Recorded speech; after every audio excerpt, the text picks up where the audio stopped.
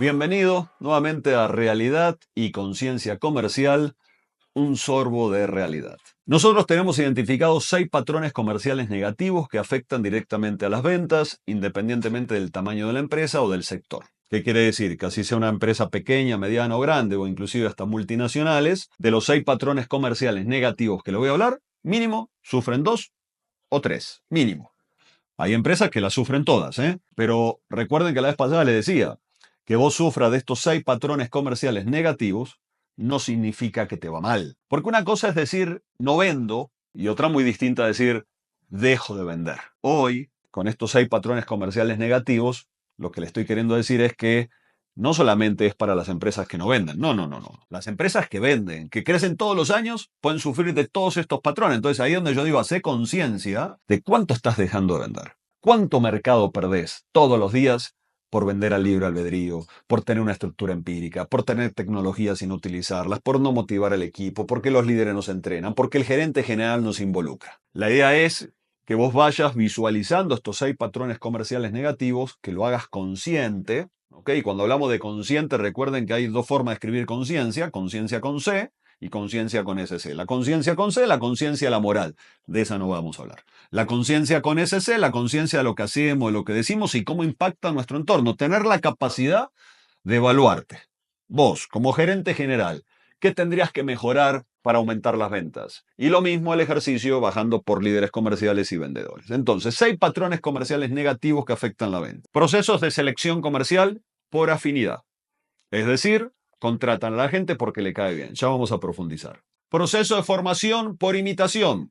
Es decir, la gente que ingresa aprende mirando cómo lo hacen los demás. Estructuras comerciales empíricas. Es decir, la estructura comercial no es profesionalizada, está armada por la experiencia que ha tenido el gerente general y los líderes comerciales a través de los años. No hay indicadores realmente de gestión y hay un modelo de ventas al libre albedrío, que eso es lo que mata a las compañías. Es decir, cada vendedor improvisa su manera. Como digo yo, cada vendedor vende como quiere. Cuarto patrón, crecimiento orgánico.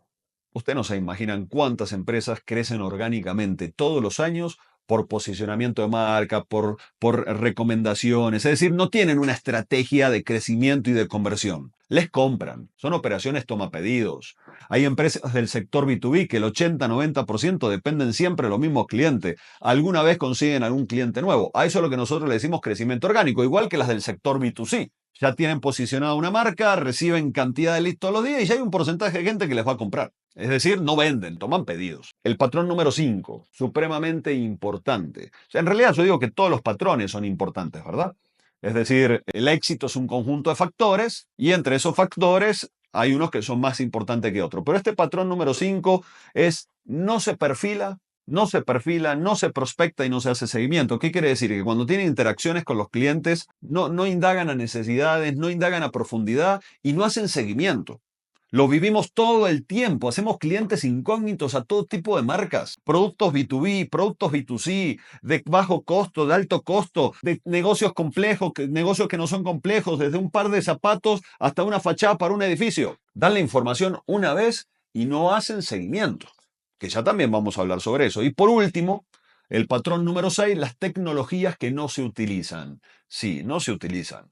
80% de las empresas que tienen CRM no lo usan. No lo usan porque está mal parametrizado, porque al vendedor le da pereza utilizarlo, porque no le ve el valor agregado. Hay un montón de motivos que vamos a hablar sobre el CRM por qué no lo utilizan. Esos son los 6 patrones comerciales negativos. Proceso de selección, procesos de formación, estructuras comerciales empíricas, crecimiento orgánico, no perfilan, no hacen seguimiento y herramientas tecnológicas. ¿Por cuál vamos a empezar?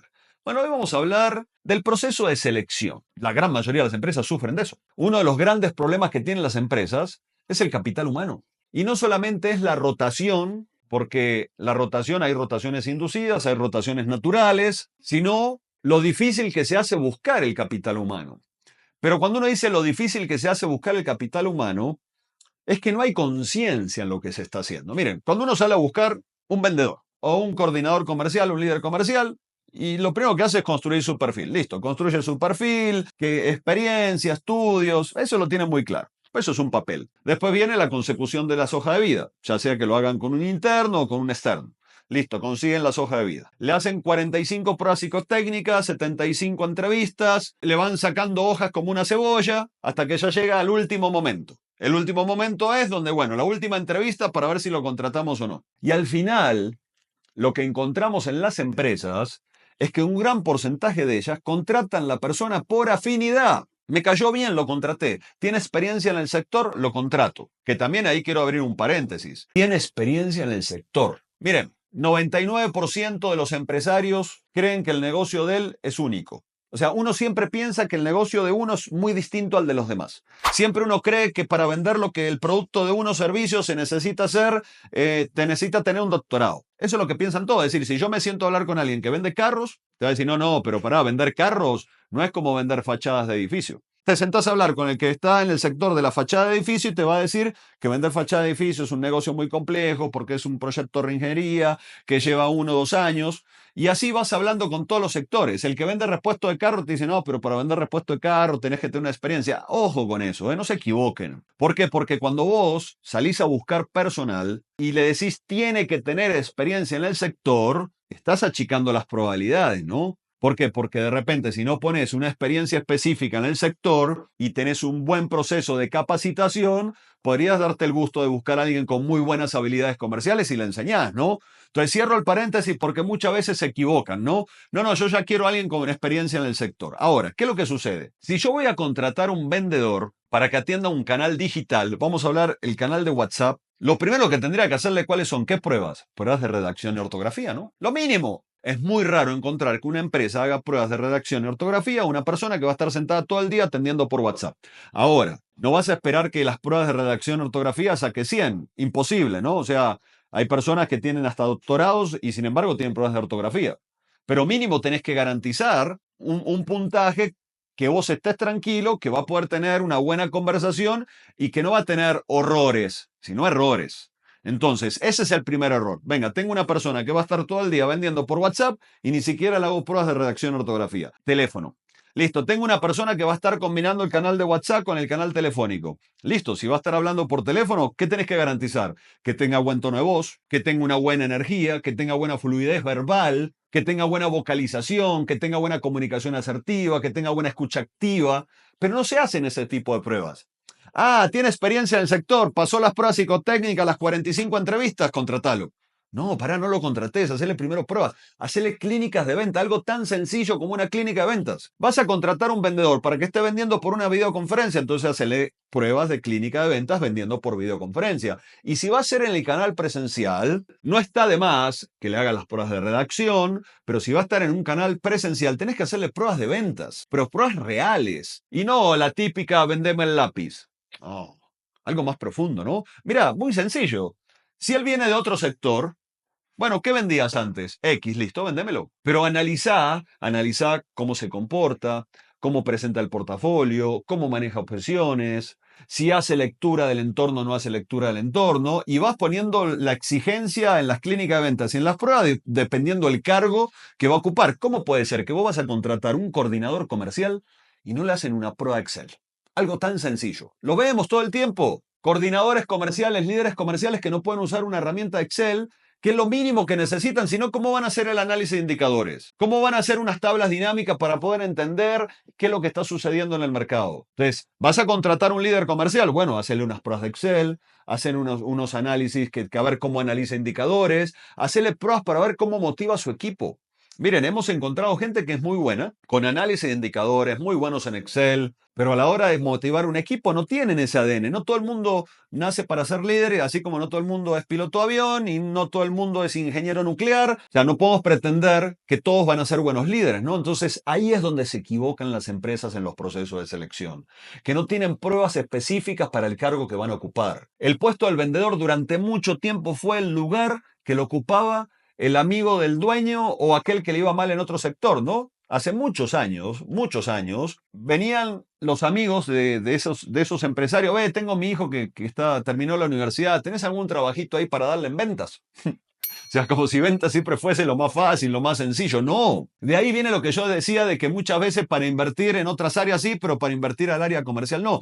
Es tu responsabilidad como gerente general garantizar que los procesos de selección se hagan de forma correcta. ¿Qué quiere decir? Si vos tenés un área de gestión humana y el área de gestión humana no está haciendo bien el proceso de selección, ¿quién es el responsable? Sí, claro, el primer responsable es el líder de la gestión humana, pero vos como gerente general también sos responsable porque vos permitís que lo hagan así. Si gestión humana todavía no ha tomado conciencia o no ha visto cómo crear un modelo que garantice por lo menos bajar, porque acá abro otro paréntesis, por más que le agregue las pruebas que le agregues, nunca vas a tener la garantía del 100% que va a ser, pero por lo menos minimizás el riesgo. Si gestión humana no ha podido crear unas pruebas comerciales todavía para minimizar el riesgo, vos como gerente general debes involucrarte en ese proceso. Y algo más, la gerencia comercial también se debe involucrar en el proceso. ¿Qué quiere decir? Que tu proceso de selección del equipo comercial debería estar construido entre la gerencia general, la gerencia de gestión humana y por supuesto la gerencia comercial. ¿Por qué ponen a un líder o a una persona de gestión humana a evaluar habilidades en alguien comercial? No, las pruebas comerciales las tiene que hacer alguien del área comercial. Por eso es que los procesos no funcionan. Pero bueno, hablemos de otro tema, ¿no? ¿Cómo sufrimos con las empresas de selección, no? La gran mayoría de las empresas que han contratado empresas externas para que los ayuden en ese proceso siempre terminan cayendo como en el reclamo, que hacen puro copy-paste, que no entienden el perfil, que traen candidatos que no son. Pero eso es la dinámica normal del mercado.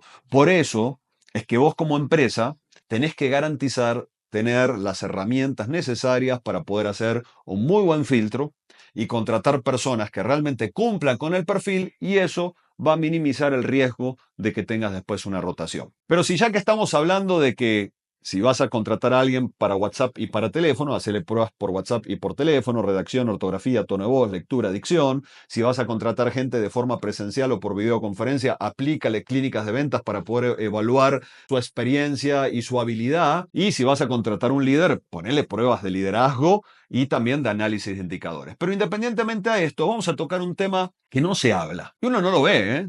No, no lo ve en ningún lado. Nadie habla de las comisiones, de las bonificaciones que tendríamos que pagarle a las personas. Porque ahí entramos a rayar con algo de qué es justo. ¿Qué es justo? ¿Cuánto se debería pagar? ¿Cómo se le debería pagar? Primero tenemos que entender que cuando hablamos de bonificaciones o de comisiones, como la quieran llamar, porque dependiendo del país, bajo el nombre de comisión pagas un tema de prestaciones o no, también hay que entender que hay unas empresas que hacen compensación.